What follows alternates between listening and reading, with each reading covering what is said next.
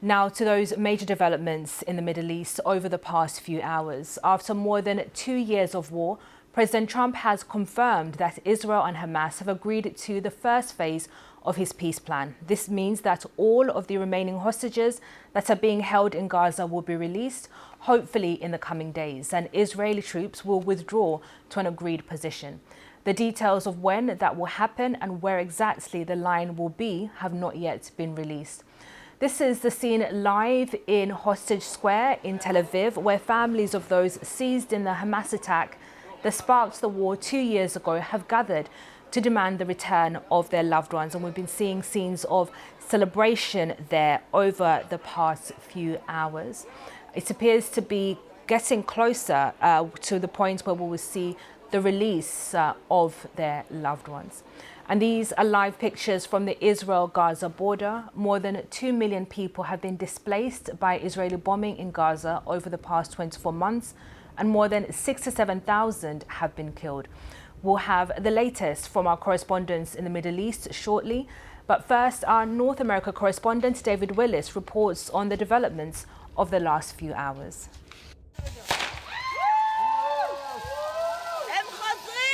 Jubilation in the Middle East, the hope of peace for Israelis and Palestinians, prompting an outpouring of celebration from both sides in the conflict.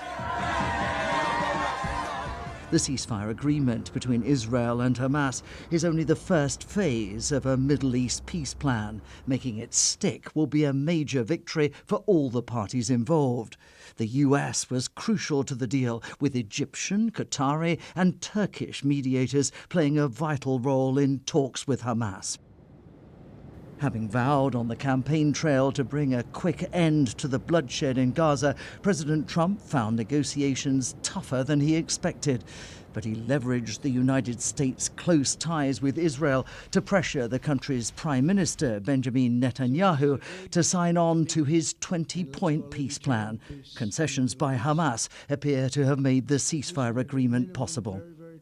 President Trump said both sides had taken what he called the first steps towards a strong, durable and everlasting peace in the region, and hailed this as a great day for the Arab and Muslim world.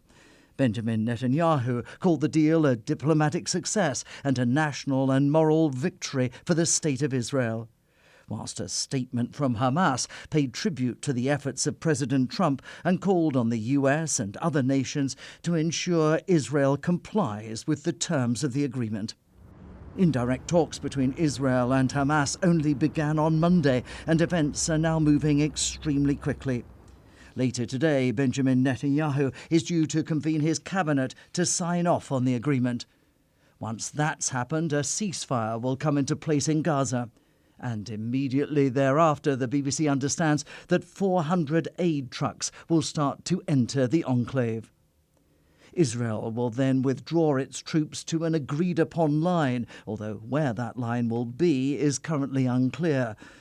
Whereupon Hamas will return the nearly 50 Israelis it's been holding hostage, and Israel will release, it's understood, around 250 Palestinian prisoners and 1,700 Gazans detained by Israeli forces since the war began.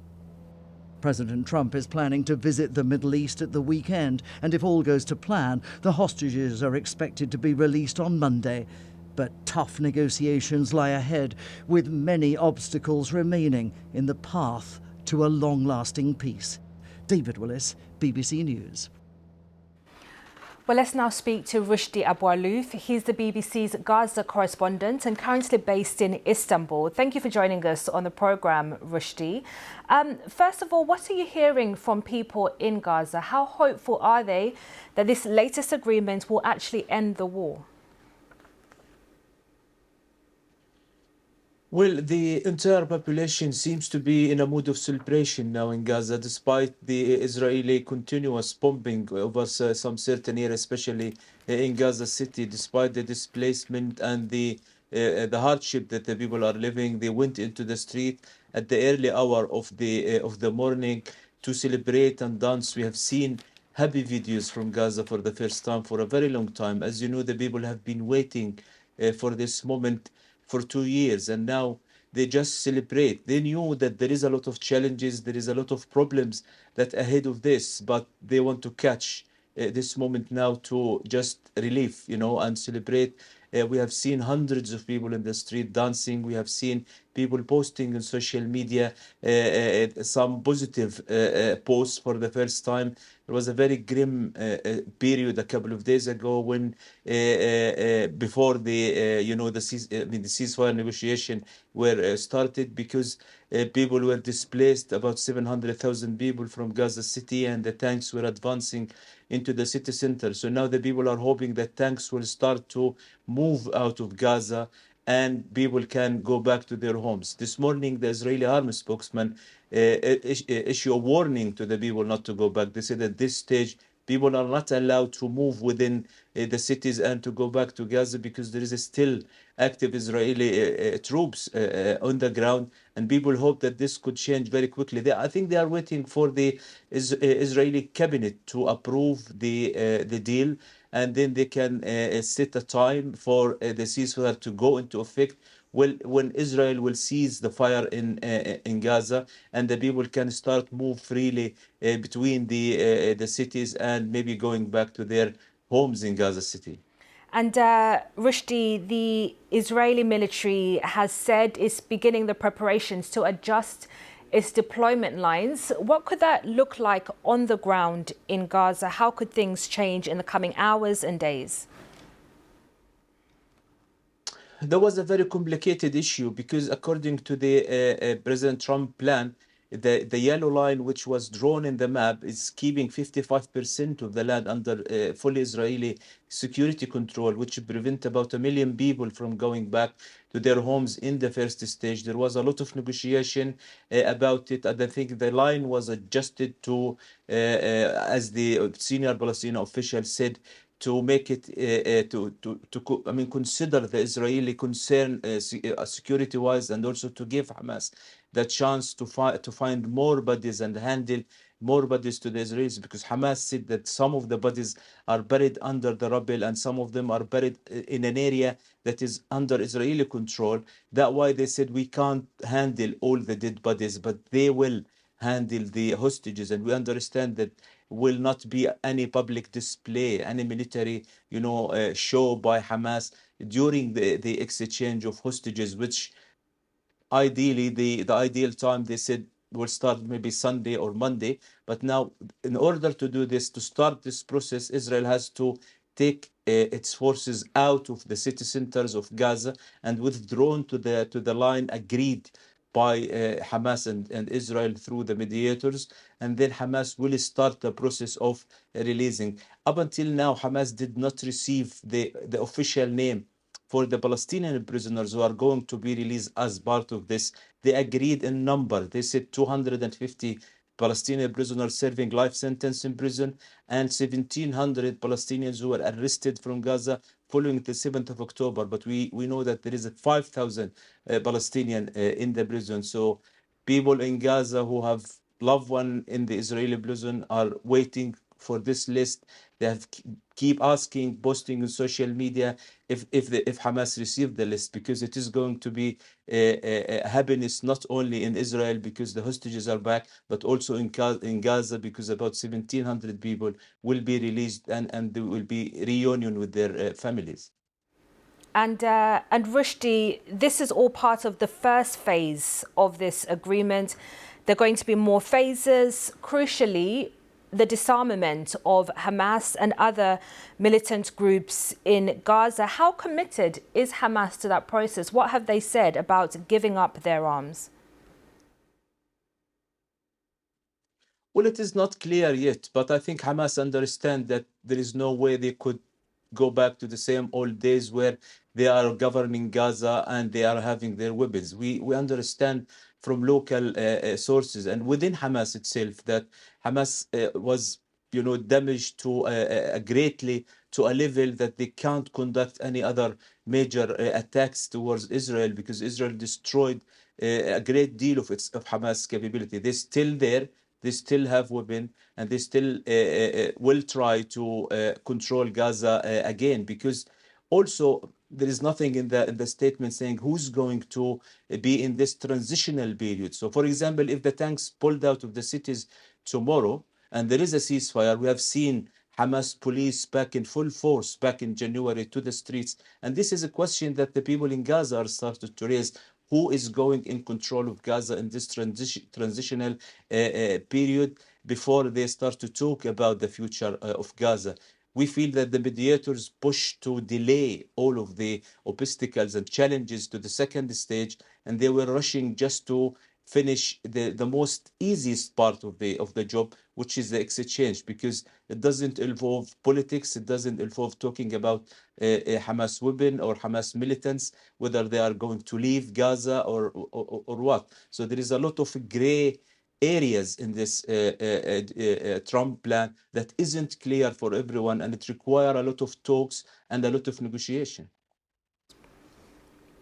Rushdie, we are monitoring these images, continuous explosions happening in Gaza. You mentioned some Israeli strikes in Gaza City. We can see images from Wadi as well showing more explosions, which we hadn't seen just yet this morning. Talk us through about what's happening on the ground at the moment. Well, look, there is active Israeli troops within Gaza City. They are controlling about 60% of Gaza City, and they are about 400, 500 meters from Gaza city center. This is the biggest operation for Israel, but they are still in control of Rafah, and they are conducting operation in Khan Yunis, the second biggest city in the south. So there is Israeli troops everywhere in Gaza. And sometimes when the army withdrawn from Gaza, we have seen this in the past, that they fire smoke bombs, they fire artillery, just to create the land for the troops to pull out of Gaza. Not sure if they started to pull out of Gaza, but people are reporting that there is explosions in Gaza City, there is explosions in the middle and in Khan Yunis.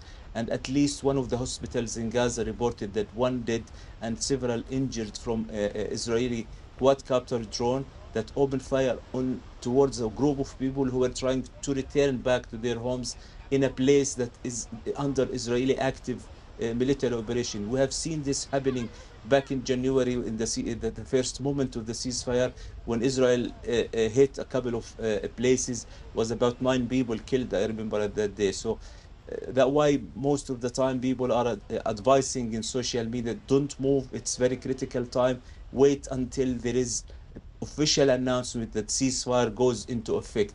And between now and then, it is going to be a lot of problems and a lot of shootings and a lot of obstacles and a lot of, violation maybe from both sides. Rushdie, thank you. That's our Gaza correspondent, Rushdie Abuluf, joining us from Istanbul there. We've also had a line coming in from the president of the Palestinian Authority, Mahmoud Abbas, saying that he welcomes the Gaza deal. Let's now speak to our Middle East correspondent, Yolande Nell, who joins us from Jerusalem. Yolande, we're hearing reports that this agreement could be signed in the coming hours. What's your understanding? So we're expecting a formal signing of this agreement in Sharm el-Sheikh, where these important talks have been taking place, indirect talks between Israel and Hamas via mediators. And then that will mark the beginning of the Gaza ceasefire. In the afternoon, there should be a meeting of Israel's Security Cabinet, followed by the Israeli government sitting in session, because they have to approve the release of Palestinian prisoners from Israeli jails. Now, then there'll be a 24-hour period, we understand, during which we should see that Israeli troop withdrawal, Israeli troops pulling out of Gaza City, leaving Israel in control of something like 53% of the Gaza Strip. We've not seen an exact map being published, but Israeli sources have been briefing the media that it's very similar to the map that was published by President Trump when he first laid out his 20-point plan. Now, following the Israeli troop withdrawal, we should have a 72-hour window. That is the time when Hamas is expected to bring back all of the hostages. They should be 20, believed to still be alive, and the bodies of many of the deceased. But Hamas has made clear to mediators that perhaps as many as 9 of those bodies cannot be exactly located at the moment. They may be under the rubble. And there should be also this influx of aid that starts to go into Gaza. And there are some pictures being shared already on social media showing convoys in Egypt moving towards the border. We don't know how quickly they'll be able to get in, but it should be that there would be several hundred lorry loads of aid going into Gaza every single day, as we saw in the ceasefire earlier this year. And that's not just food, which is needed so desperately by people, but also fuel to run the generators in hospitals and at desalination plants, shelters for people as we start to get the beginning of the wintry weather. And, you know, this is a time when most of the population of Gaza is displaced. So lots to happen in the coming days. And as much as we're seeing all of these scenes of celebration, I think we'll see many more in the course of the day, whether it's in Tel Aviv and Hostages Square, also on the streets of Gaza, as people are waking up to this news, as news spreads of what this really means. I mean, people are still telling us that they are very cautious about what happens, because this is only the first stage of the President Trump's plan. And what will happen? Will it get to the final stages? This could well be the last, some people are saying. They're very worried that so many thorny issues have not been discussed in these talks in Sharm el-Sheikh, although that's understandable. What could be achieved in just a few days' time. But there's worry about this, leading to a loss of momentum, a loss of will. President Trump is expected to come to Israel on Sunday. He'll give an address to the Israeli parliament. He could well be here as Israeli hostages are being released. That will be a big moment for him. But it's really, requires his energy and that of other mediators from around the region to try to push things on to later stages in President Trump's plan. If you look at Gaza, what is needed there in terms of reconstruction and, most of the strip now devastated by 2 years of a really brutal war, it's going to be a huge task. There is that issue of Hamas disarmament. That has been a constant demand of Israel, that Hamas and other Palestinian armed groups should give up their weapons. They have repeatedly refused to do so unless there is the creation of a sovereign Palestinian state. So, we have to watch now and see what happens. And as much as the next few days are going to be really momentous, it's also what happens next. And as you mentioned there, Yolande, President Trump due in Israel at the weekend, perhaps to cement this deal. I understand he'll be addressing legislators there in Israel. That's right. He's going to speak to the Israeli Knesset, the parliament, on Sunday. And, I'm sure this will be a moment of glory for him, and he will be talking about the need for peace, what he has done. Israeli people in general, not just the hostage families, they are extremely thankful to President Trump. They see that it is his involvement that has just been the crucial factor here at pushing this deal across the line.